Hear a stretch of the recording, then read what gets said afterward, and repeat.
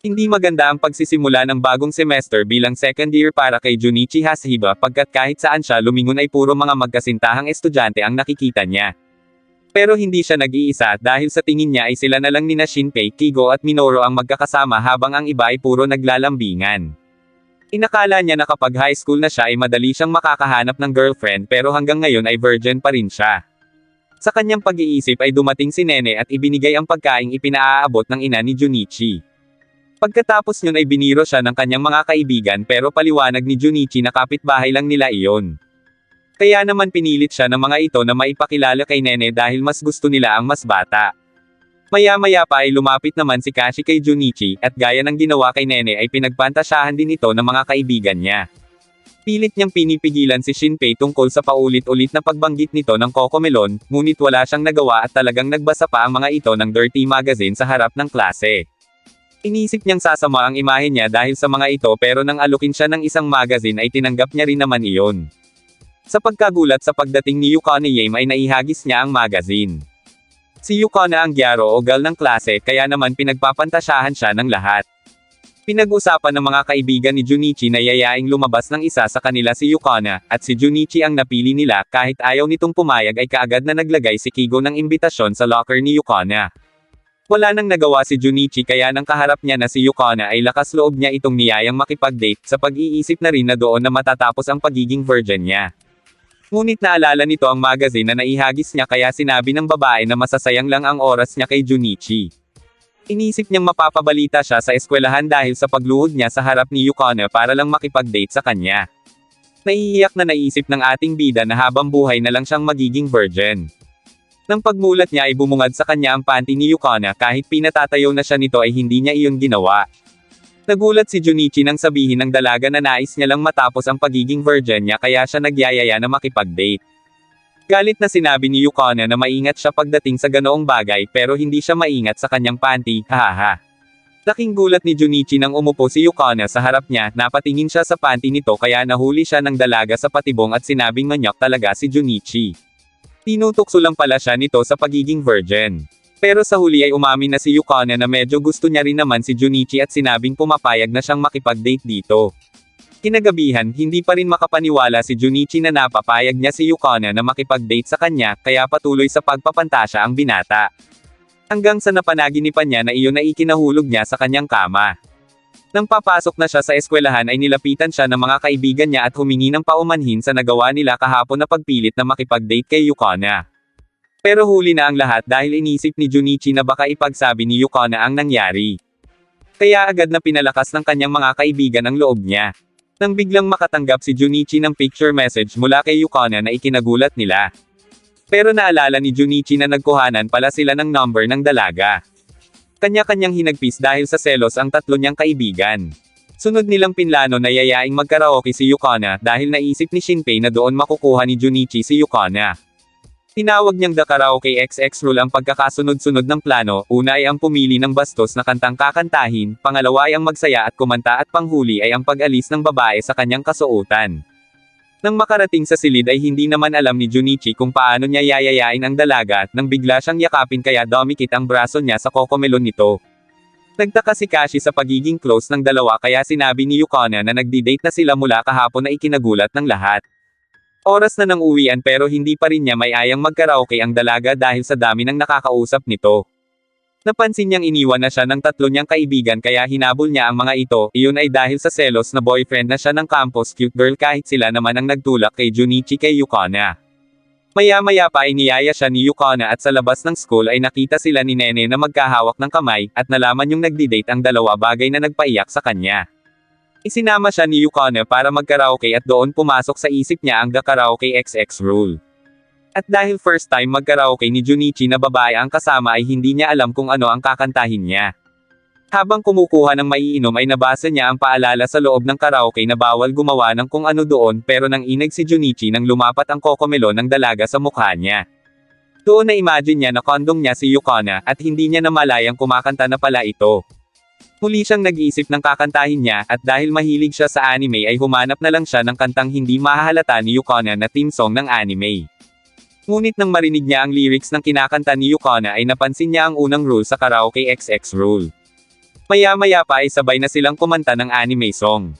At doon ay naalala niya ang pangalawang rule. Hanggang sa nangyari na ang ikatlong rule kaya agad niya itong nilapitan ngunit nakita nito ang nakalawit na buhok sa ilong niya at sa kahihiyan ay hindi na siya nakagalaw pa. Nagpaalam si Yukona na pupunta ng CR pero ang totoo ay alam niyang balak siyang halikan ni Junichi. Nang matapos ang oras nila sa karaoke ay lingid sa kaalaman ni Yukona na sinundan siya ng kaibigan niyang tinanggihan niyang samahan sa karaoke. Sa eskwelahan, nakatanggap si Junichi ng imbitasyon na nabasa naman ng mga inggitero niyang kaibigan. Nagtalo sa isip niya na masamang makipagkita sa ibang babae na hindi ipinapaalam kay Yukona at ang tukso ng mga kaibigan niya na masama rin naman kung babaliwalay niya ang imbitasyon. Sa huli ay napagdesisyonan niyang makipagkita sa likod ng school. Ngunit kaibigan pala iyon ni Yukona na si Ranko. Sinubukan siya nitong akitin, ngunit napaatras na lang si Junichi hanggang sa pumaibabaw ito sa kanya. Bagay na nakita ni Yukona, inisip niyang magagalit ito pero sa halip ay ipinakilala pa sa kanya ang kaibigan. Magkaibigan na sila mula elementary pa lang at sinabi ni Ranko na mga bata pa lang sila ay malaki na talaga ang kokomelon ni Yukona. Hanggang sa piga-pigain pa niya iyon at saka tinukso pa si Junichi. Nagulat si Yukona sa sinabi ng kaibigan kaya niyaya niya nang umuwi si Junichi. Habang palayo ay mapapansin ang galit ni Ranko sa dalawa at sinabing sisirain niya ang mga ito. Nang makauwi ay nakatanggap ng text si Junichi mula kay Yukona at niyaya siyang pumasyal kasama si Ranko. Kinabukasan ay masaya silang gumala at pumunta rin sila sa isang butik. Sa pagtatanong ni Yukona ng damit na babagay sa kanya ay pinagpantasyahan lang siya ni Junichi. Nang makalabas sila ng butik, dalawang lalaki ang nagtanong ng direksyon kay Yukona at hiniling pa na samahan sila ng dalaga. Upang maprotektahan ang dalaga ay sinabi ni Junichi na kasintahan niya si Yukona pero itinulak lang siya ng isang lalaki. Para matapos na ay nagpresenta na lang si Ranko na siya na lang ang sasama sa dalawang lalaki. Nang makatayo si Junichi ay dumating na rin agad si Ranko. Binugbog niya pala ang dalawa. Malungkot na umuwi si Junichi dahil hindi man lang niya magawang ipagtanggol si Yukona. Nang biglang makita niya si Ranko at doon ay umamin ito ng nararamdaman para sa kanya at hinila siya papunta sa loob ng kanilang bahay. Inakit siya nito upang kunin ang pagka-virgin niya pero pilit niya itong pinipigilan. Pumasok sa isip niya si Yukona kaya agad niyang inalis si Ranko sa ibabaw niya at sinabing ayaw niya iyong gawin sa taong hindi naman niya gusto, at tanging kay Yukona niya lang ibibigay ang baston niya. Nagalit si Ranko at sinabing layuan niya si Yukona dahil ayaw niya rito para kay Yukona kaya inisip ni Junichi na baka may gusto ito kay Yukona. Nang bigla itong dumating at inakala ni na Junichi na narinig nito ang pinag-usapan nila ni Ranko, sa halip ay inisip nito na niloloko siya ni Junichi pero itinanggi yun ni Ranko at sinabing sinusubok niya lang si Junichi kung mahuhulog iyon sa patibong niya. Naniwala naman si Yukona sa kaibigan at pinasalamatan. Doon naalala ni Ranko kung paano sila nagkakilala ni Yukona kaya napaluhod ito habang umiiyak. Kinabukasan, masaya si Junichi dahil akala niya ay titigilan na siya ni Ranko pero bigla siya nitong nilapitan at sinabing hindi pa rin sila okay at nahuwag niyang sasabihin kay Yukona ang nararamdaman nito. Tingid sa kaalaman ng dalawa na nakatingin sa kanila si Kashi. Kinagabihan, nag-research si Junichi tungkol sa iba't ibang uri ng mga gyaro dahil first time niya lang maka-encounter ng gyaro na tulad ni Yukona. Iba't ibang videos ang napanood niya upang aniya ay mas lalo niyang maintindihan ito. Hanggang sa napanood niya si Boa ng Boy Channel.